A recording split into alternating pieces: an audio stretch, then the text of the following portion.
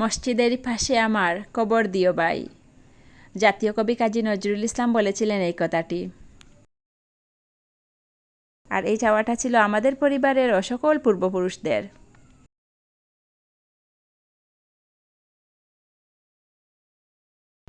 আসসালামু আলাইকুম, আমি জান্নাতি সিলেট থেকে বলছি। কাছে দূরে দেশ এবং দেশের বাহিরে যে যেখান থেকে আমার ভিডিওটি দেখছেন, আশা করছি আল্লাহর রহমতে সবাই ভালো আছেন। আমরাও আলহামদুলিল্লাহ ভালো আছি। বাংলাদেশি ব্লগার এসএন জান্নাতি চ্যানেলে আপনাদেরকে আরও একবার স্বাগত জানাই।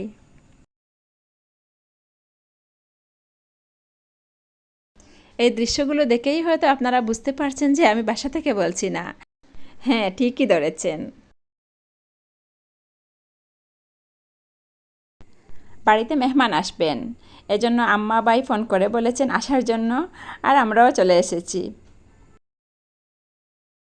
আমরা যখন এসেছি তখন দেশের অবস্থা খুব খারাপ ছিল, এজন্য বিকেলে বের হয়েছি।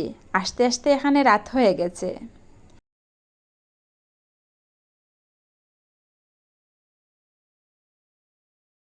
তো মনে হলো যখন এসেছি বাড়িতে ছোটো হলেও একটা ভিডিও করে নেই, তাই করে নিচ্ছি।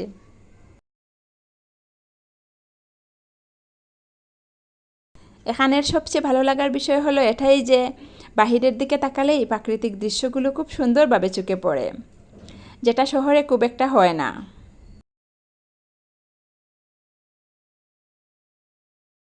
এই যে জানালার দিকে তাকিয়ে কত ধরনের গাছ দেখতে পাচ্ছি। বৃষ্টি হচ্ছে, আর এর জন্য প্রতিটি গাছ এত সতেজ লাগছে দেখতে।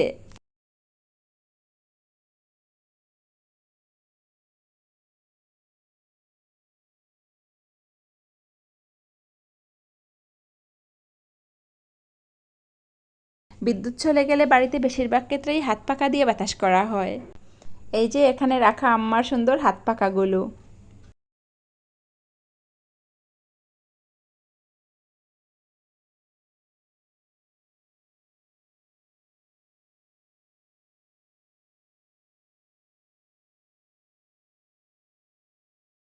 বাড়িতে একটা সুন্দর খোলামেলা পরিবেশ থাকে, তাই না?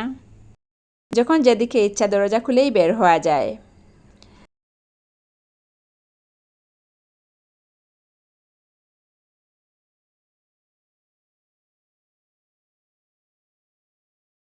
এখন সামনের দিকে বের হয়েছি।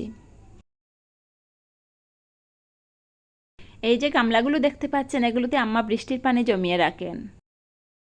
যখনই বৃষ্টি আসে এগুলো ধুয়ে পরিষ্কার করে আবার ভরিয়ে রাখেন। আম্মা প্রায় সারা বছরই বৃষ্টির পানি পান করেন।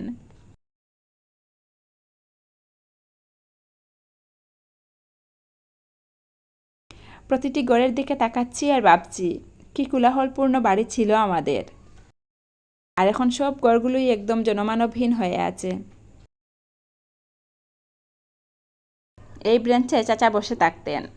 ঘরটি এখন তালাবদ্ধ, ওরা কেউ বাড়িতে নেই। চাবি আছে, তারপরও ভেতরে যাওয়ার প্রয়োজন হয় না, তাই যাইও না। তবে বারিন্দাটা আমরা আমাদের প্রয়োজন মতো ব্যবহার করছি।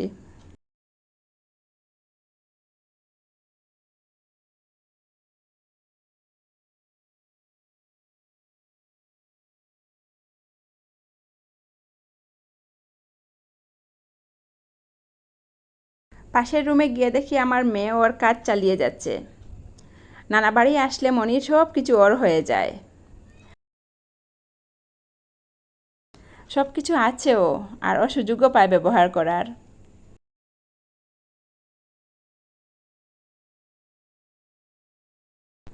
বাসায় ও এ সুযোগ পায় না, এগুলো আমার নেইও।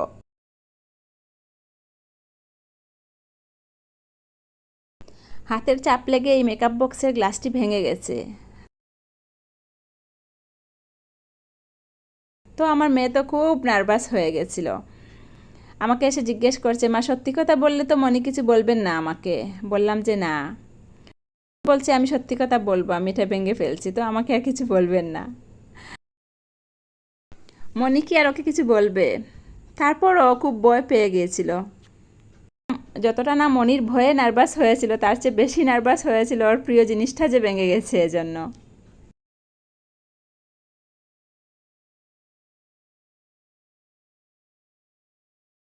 জিজ্ঞাসা করেছিলাম তোমার কি শেষ? দাও আমি গুছিয়ে রাখি। আমাকে দেয়নি, বলছে নিজে গুছিয়ে রাখবে, তো এখন রাখছে ও।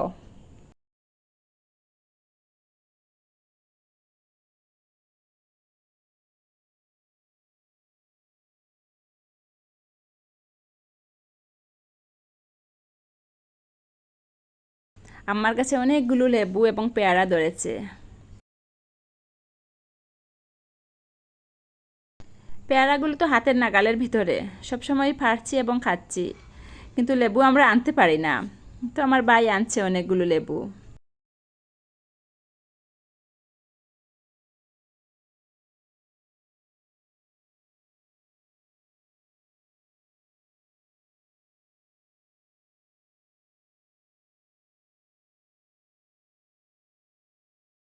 আমার মেয়ে যাই দেখে না কেন ও নিজ হাতে পারতে চায়। মরিচ আনার জন্য কান্নাকাটি করছে, তো আম্মা ওকে নিয়ে গেছেন মরিচগুলো পাড়ার জন্য। হাতে যে জ্বলবে ও সেটা বুঝতেই চায় না।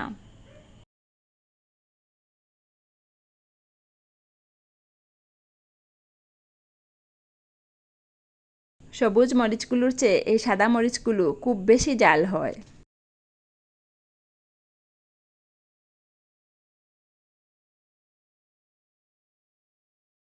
আমার ভাইয়ের বউয়ের তো খুব প্রিয় এগুলো, ও খুব ভালোবাসে খেতে, কিন্তু আমি এভাবে খেতে পারি না।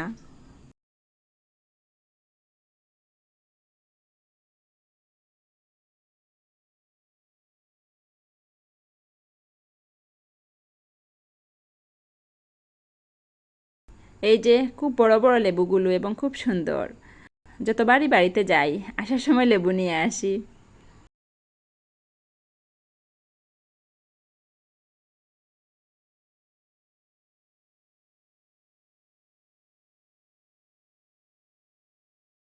মেহমানরা চলে এসেছেন, ওনারা ওর শ্বশুর বাড়ির আত্মীয়।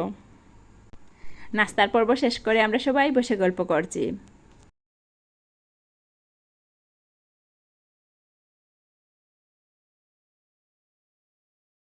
সবাই নামাজ থেকে আসার পর এখন বাদ দেয়া হচ্ছে।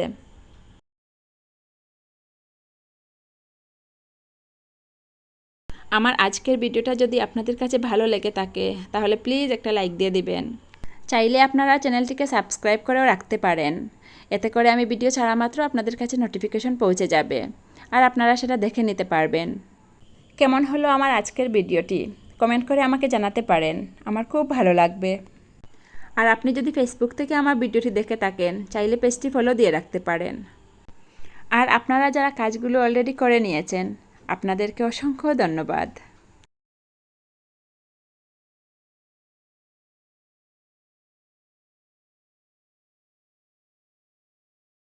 প্রতিদিন ঘুম থেকে উঠে ভোরবেলা মসজিদে আসা।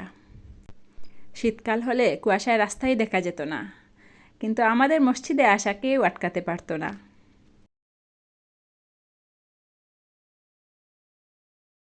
এগুলো পাড়ি দিয়ে যাবার সময় অতীতটা এত স্পষ্টভাবে চোখে ভাসে, মনে হয় এই তো সেদিনের কথা।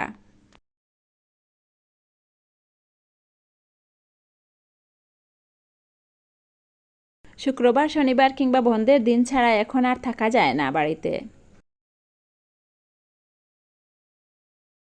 যে বাড়িতে জন্ম বেড়ে ওঠা, জীবনের সবচেয়ে মূল্যবান সময় শৈশব কৈশোর কাটানো, সেই জায়গায় আজ মেহমান হয়ে আসা, ভাবতেই কেমন লাগে তাই না?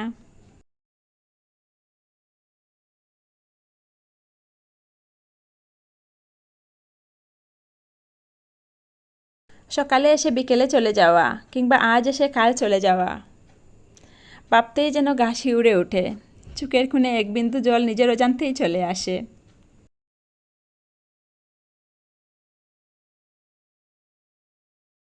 একটা মেয়ের জীবনে এটা একদম স্বাভাবিক একটা ব্যাপার, তারপরও এটা মেনে নিতে কেন যে এত কষ্ট হয় বুঝি না।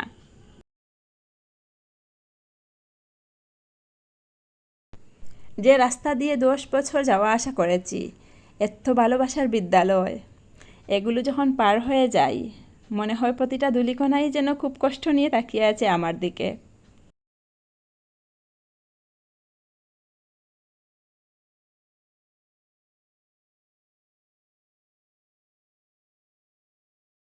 শত কষ্ট হলেও বাস্তবতাকে তো মেনে নিতেই হবে, তাই না? বাস্তবতাকে মেনে নিয়ে নিজেকে স্বাভাবিক করছি, আর সেই সাথে আপনাদের কাছ থেকে বিদায় নিয়ে নিচ্ছি। আপনাদের সবার সুস্বাস্থ্য কামনা করে আজকের ভিডিওটা এখানেই শেষ করছি।